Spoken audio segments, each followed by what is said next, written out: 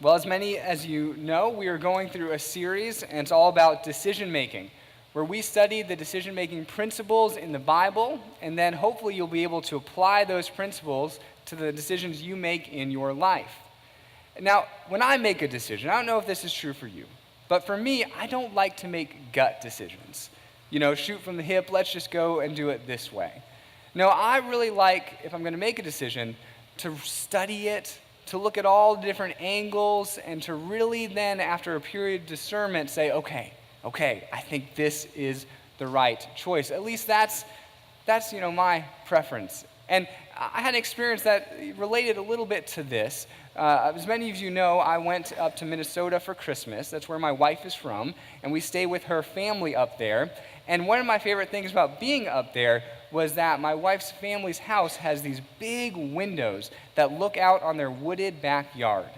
And so even if it's freezing outside, you can be inside and enjoy the scenery. It's really nice. I would go there most days, in the morning with a cup of coffee and see the snow falling on the trees and think, ooh, I'm warm and toasty and this is really pretty. I like this a lot. And one morning I thought, I want to remember this because, I'm not going to get this when I go back to Tampa, but I want to remember what a pretty view it is. So I took a picture of it and then realized that there was something in the picture that I didn't notice until I looked a bit closely at it. We'll get the picture up there for you. So these are the woods. You can see the snows in the background, and you've got all this kind of white and brown and gray landscape. But there's something in that picture, isn't there? And you can see it.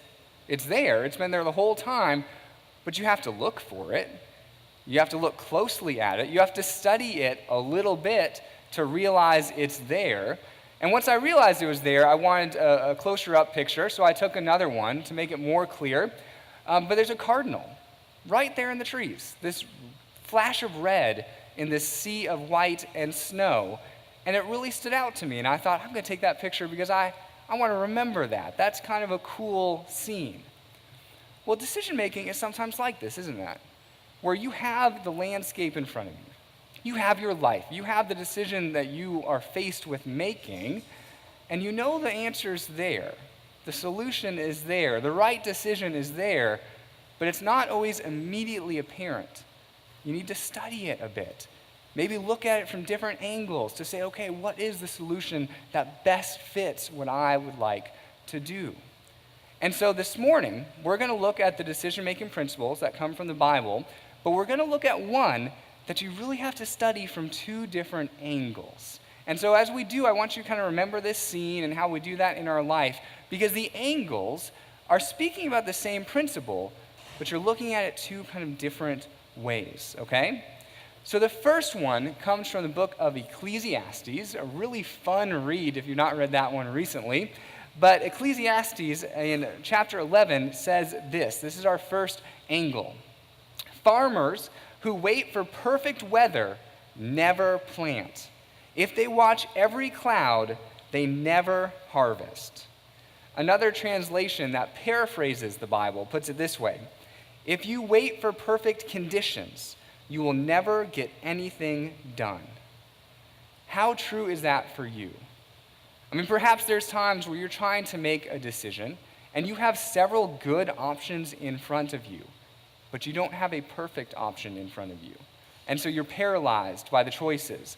And maybe you wait so long that it goes by and you never make a choice because that perfect choice did not arrive. We're reminded of the farmer who has his fields, they're ready to be harvested, but he's watching the weather. And the perfect weather never comes, and so he never harvests his grains and his crops. And Ecclesiastes would say he missed his opportunity because he was waiting for perfection. What we're supposed to learn from this scripture is that if you wait for the perfect choice, you will be waiting a long time because the perfect choice probably does not exist. And we know that because we live in kind of a broken world, don't we? Where perfection on this side of eternity is not really a possibility. And so when you apply that to decision making, perhaps we should say something like this. Don't wait for the perfect option if you have several good options in front of you. What this scripture is encouraging us to do is really push against this perfectionistic mindset that we can get into sometimes. I know I've done this, where I will set my own personal kind of bar for whatever decision I'm making really, really high, and then try to attain it, even though it's unattainable, and then you get all the stress and anxiety from trying to reach the bar you set up, even though that's only internally driven. When we have these perfectionistic tendencies, they push us to try to be perfect, when God has never asked us to be perfect. If you wait for the perfect option, or the perfect spouse, or the perfect job, or the perfect opportunity, chances are perfection is not going to come. And so the first angle from our biblical principle is don't wait for perfection. Perfection, at least in this world and the way we're currently living in it, is not going to be a possibility. If there are good options in front of you, don't wait for the perfect option to emerge. Okay, that's angle number one. But Scripture also speaks to this same principle from a slightly different viewpoint as well, a separate angle. And so this one comes from Proverbs 20:25, when it says this: "It is a trap to dedicate something rashly and only later to consider one's vows." What this would be saying is that impulsive decisions are rarely good decisions. Decisions made rashly are not usually decisions that work out well for us.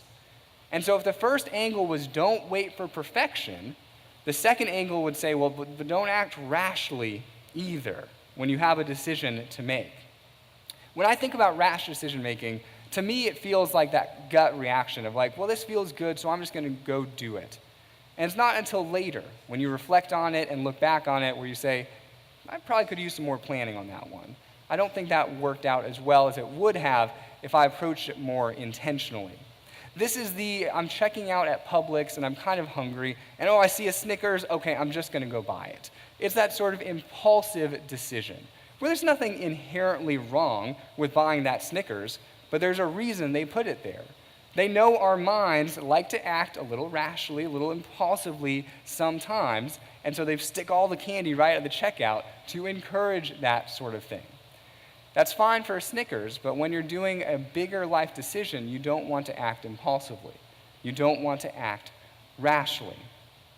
And so, Jesus encourages us to deliberate before we make a decision. In fact, Jesus has a saying for this. He says it's counting the cost. We should count the cost before we make a decision. I like to go into his scripture a little bit because it talks about this angle a lot, about what he believes is important to deliberate before a decision. Jesus in particular was talking to a crowd in Luke chapter 14. And in this crowd, they all want to be his disciples.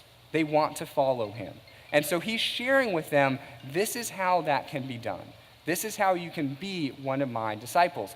What he just says in the previous verse is that to be my disciple, you need to pick up your own cross, sacrifice your own life and your ambitions, and come and follow me. And then he follows that up with this next verse, chapter 14, verse 27, where he says this: "And if you do not carry your own cross and follow me, you cannot be my disciple. But don't begin until you count the cost." Now, isn't that an interesting thing for Jesus to say?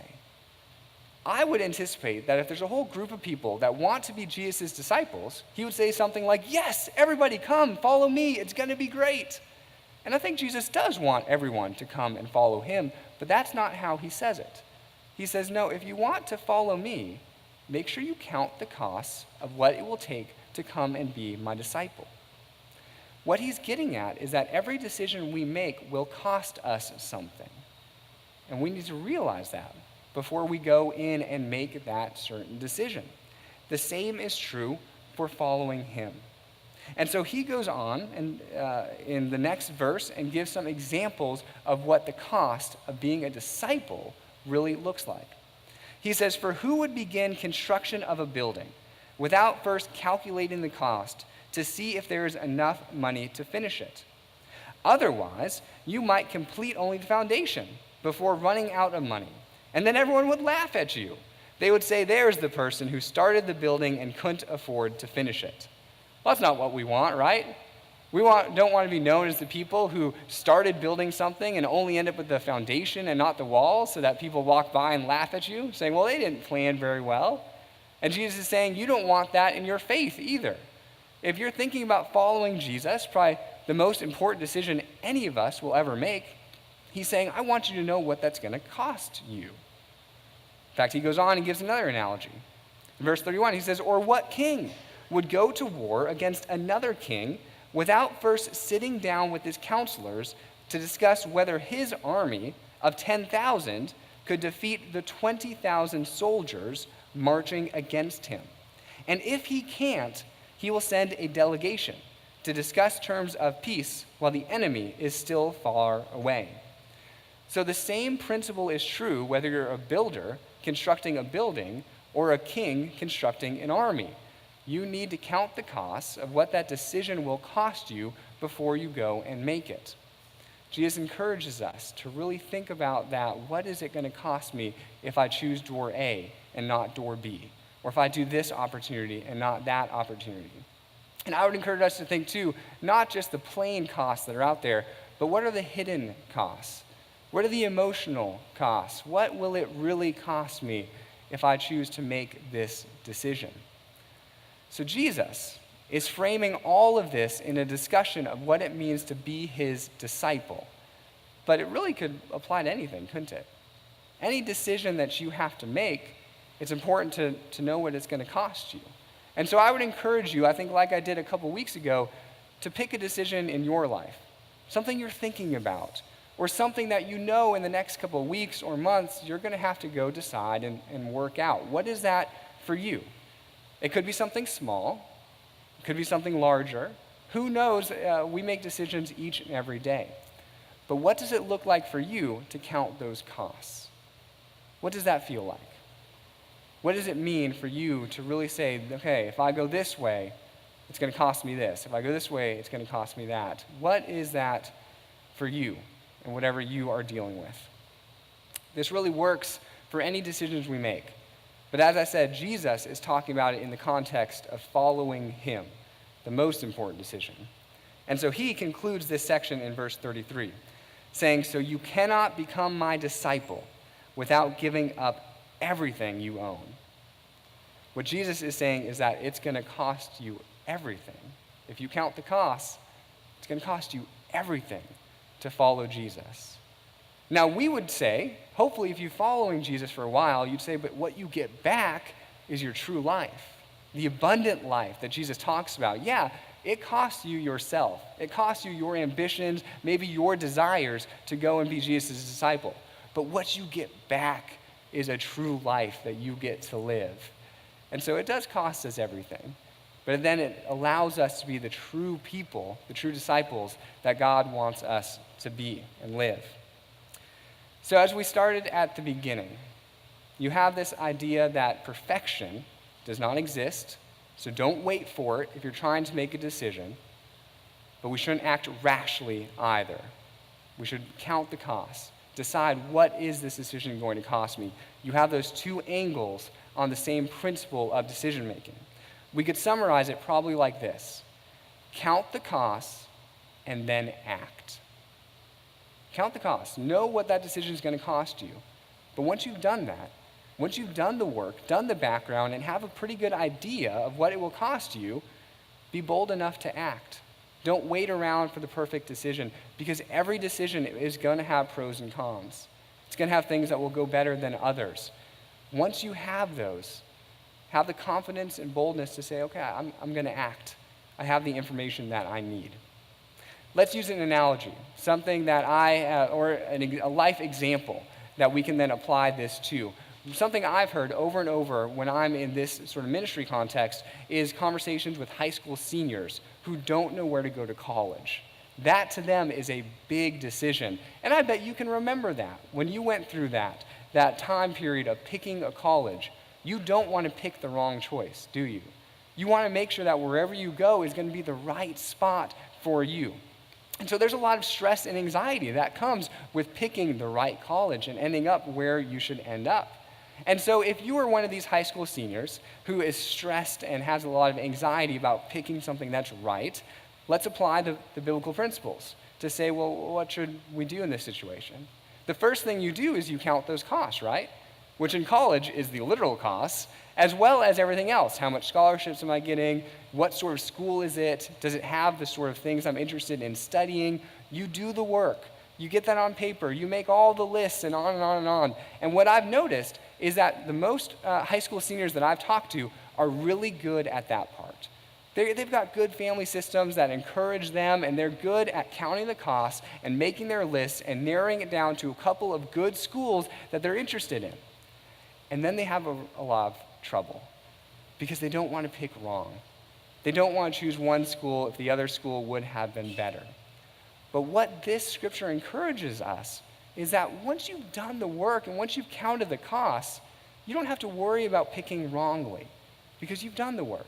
And so you can pick from a variety of good options, knowing that there is no perfect choice, knowing that every college will have pros and cons, and you're not going to know it until you get there.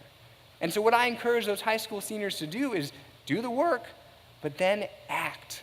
Count the costs and then act.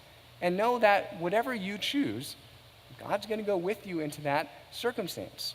And so hopefully they can leave the stress and anxiety down by the wayside, knowing that we've done the work and now I can choose and pick something. And yeah, it may not be the best once I get into it, but I'm not really going to know because you can't live two lives at once. You just make your decision and choose. Now, sometimes it doesn't quite work out and you transfer your first year and things go awry.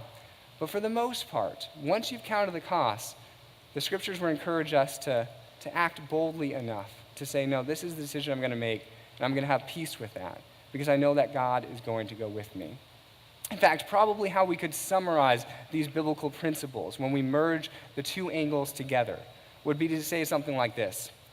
A good decision comes when you've taken the time to count the cost and then have the courage to act. It really does come down to courage a lot of times. It's easier not to act sometimes and just say, you know, how it is fine, even if it's not. But having the courage to act once you've counted the cost is what this whole biblical principle is encouraging us to do. And so whatever you're dealing with, whatever decision is in front of you, I encourage you to put the work in and then act, knowing that God travels with you wherever you go.